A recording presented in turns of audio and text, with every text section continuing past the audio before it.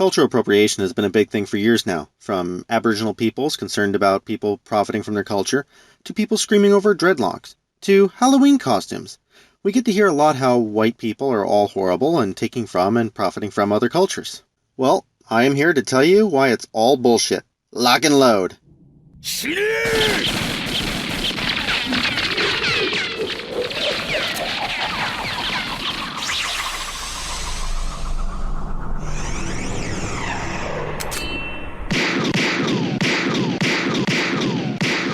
First things first, to debunk something, you need to be able to define it.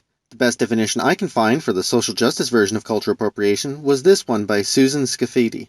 Taking intellectual property, traditional knowledge, cultural expressions, or artifact from someone else's culture without permission. This can include unauthorized use of another culture's dance, dress, music, language, folklore, cuisine, traditional medicine, religious symbols, etc. It's most likely to be harmful when the source community is a minority group that has been oppressed or exploited in other ways, or when the object of appropriation is particularly sensitive, e.g. sacred objects.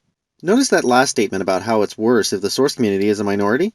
Sort of reminiscent of how social justice advocates tried to redefine racism and sexism, as I explained in episode 4 of Why People Laugh at Gender Studies, Redefining Words, link in the description.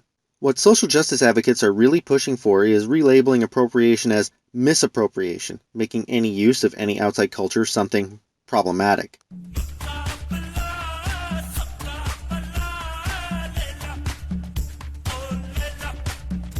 As an aside, I really hate that word problematic.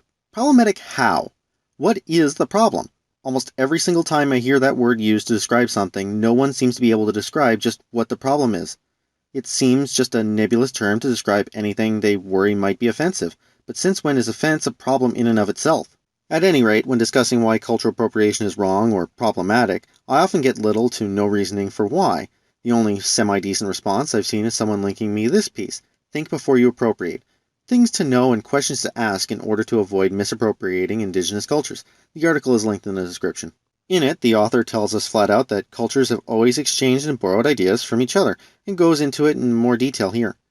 Then it goes on to claim that you misappropriate a culture if you don't give back to it, usually monetarily. If you read through the PDF and pay close attention to the examples given near the end, this focuses heavily on making sure that indigenous peoples get paid for anything that looks possibly indigenous, even if they didn't make the art and someone else did. It also sort of touches on the idea of indigenous peoples being misrepresented, but this takes a backseat to them not getting paid. 2.5 million wulongs, that's your bounty. I said you were a small fry. Like these pieces. This woman, Amanda P.L., painted these works, which she says was inspired by the Woodland School of Art. She painted them. They're her art. Yes, they share a type of style normally associated with indigenous art, but that is irrelevant. People felt the need to point out how horrible she is for making art that looks sort of aboriginal because she might profit from them. I mean, it's not like the entire anime industry profits from a similar style to Western cartoons. Oh wait, that's exactly where they got that from. Being inspired by a certain type of art does not mean a person is required to pay out to people who had no hand in its creation. It would be one thing if they copied something, which might be covered by copyright law, but an original piece of art is just that. But copyright and IP laws don't really help in regard to the very broad strokes ideas like wearing feathered headbands or tribalistic paintings. They've been around so long without any copyright or patent, they are pretty much public domain. Worse, imagine if one Aboriginal band claimed all rights to totem poles, cutting out all other bands who might also practice making them from getting a slice. आज देना पड़ेगा। फोड़ के रख दूंगा ज्यादा बोला तो।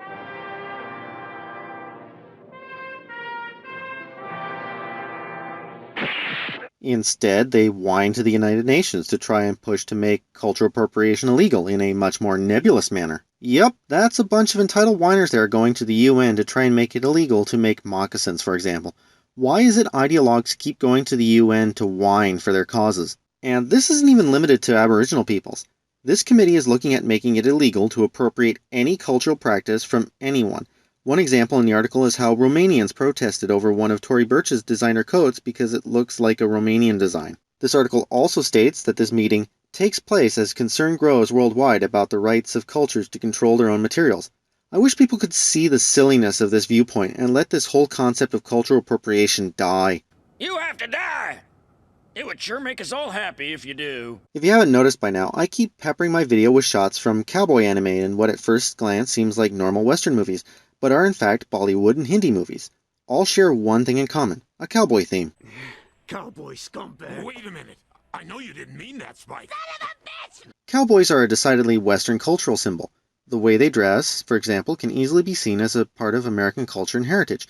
One could easily make the claim that by using these themes, Bollywood and Japan are misappropriating Western culture and should be consulting with and paying the West for its use. But I need not stop there. Blue jeans were pretty much invented in the West, even if denim clothes prior to the Levi style of riveted jeans were mostly imported from Europe. One could easily make the case that wearing blue jeans is cultural appropriation. But I think we can all agree that that's plain moronic. The politics around cultural appropriation are often racially based and have a deep basis in modern social justice movements. Much like how racism is being redefined as something only white people can do, cultural appropriation is much the same. It's all those evil white people who are hurting everyone else. Guys, is there anything we should know? No. Just know that all white people are fucking devils. The most obvious example of this is the San Francisco State University campus employee who harassed a white man for wearing dreadlocks. You're saying that I can't have a hairstyle because of your culture? Why? Because it's my culture. Do you know what box means? Do you know it was in Egyptian culture? Are you Egyptian? Nah, bro, you're not. Are you Egyptian? No, but it doesn't matter. Wait, where's Egypt? Tell me. You know what, girl? Where's Egypt? Dude, girl, you have no right to tell me what I can wear. Huh? Where's Egypt? Yo, girl, stop touching me right now. Yo, girl, stop touching me right now. Come back. Get off of me. Come back. Come back. Come back. You put your hands on me, we'll learn. Like, you know, makes such some shit because of what the hair I have? That's no reason, yo. I don't need your disrespect. I don't need your disrespect. Why are you filming this? Just for everyone's safety. The woman in question is Bonita Tindle, and she later stated in a public post, which you can find in the description, that the man's dreads had racial implications when worn by a non-black person. She seems under the impression that dreadlocks are a black cultural practice. As the man in the video points out, Egyptians wore dreadlocks for ages, and a quick Google search shows they are even worn by Greeks at least as far back as 1600 BCE. It's a widespread practice throughout European and Western Asian history, as well as Aztec and Aboriginal North American history. But this woman doesn't know this. She's just aware that it's a common practice among black North Americans. She saw a white man wearing them and got offended. Sort of like how people got offended when the Kardashians are seen wearing cornrows.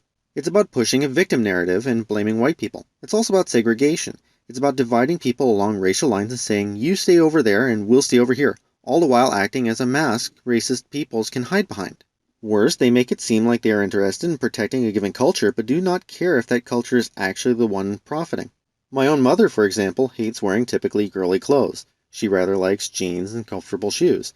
When I was growing up, her favorite were moccasins. She used to drive to the nearby First Nations reserve and buy them there. They were authentic Aboriginal moccasins. Back then, before this fad of demonizing sharing in other cultures, this was permissible. Today, if she were to do that, social justice advocates would cry racism and cultural appropriation because she's wearing them. It doesn't matter that they were sold to her by craftsmen of that culture. It doesn't matter that by selling them to her, they gave her permission to wear them. It doesn't even matter that I myself have native blood. No one notices. All they see is a white woman wearing native clothes and start screaming racism. Worse, these attitudes reinforce age-old stereotypes of various races. When you define a hairstyle as black, a type of dress as Chinese, or a type of shoe as Aboriginal, you lead people to believe that this is the stereotype of these races. You end up just creating more racism and bigotry. Instead of encouraging us to share our cultures and heritage, instead of us being inspired by our neighbors, social justice advocates would have us all split off our separate ways, alienating each other in the process. And all the while they'd keep blaming white supremacy, but I think we can all see where the blame really belongs. That's it for me. Please rate, comment, subscribe, and I will see you next time.